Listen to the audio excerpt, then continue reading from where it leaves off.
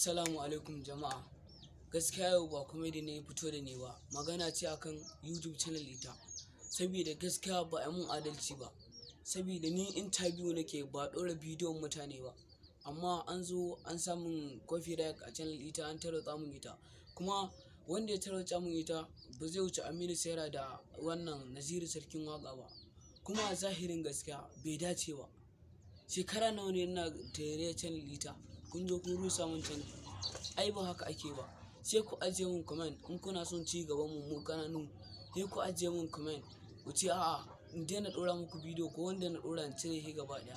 So amma kawai directly kun zo kun tarwatsa mun channel ita. Shekara nawa ne kuma bidiyo ne a cikinta. Bidiyo nawa ne. Na zo ne asarar data ta kuɗin data ga ɓata lokaci na ga shauran bidiyon da na je na ɗauka da shauran abokanai na duk na ɗora a channel ita na ɓata rana na ɓata yamma na ɓata dare akan YouTube channel ɗin nan na sare da ita sosai.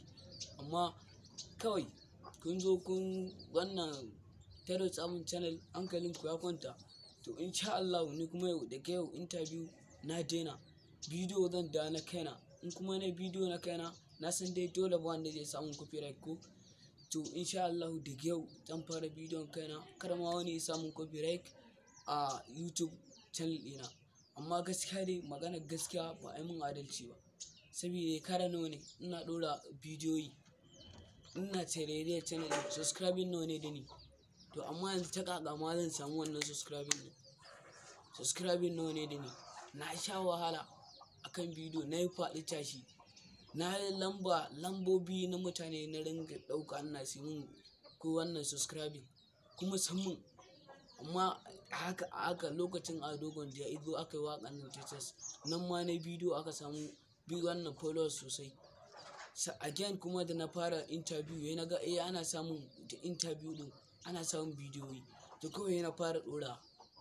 To daga labari na nake fin yawan ɗora. To su kuma Aminu Saira da Naziru Sarkin Waƙa da na digital ɗin copyright ɗin sai na ga su ne kawai an yi blocking ɗin channel ita.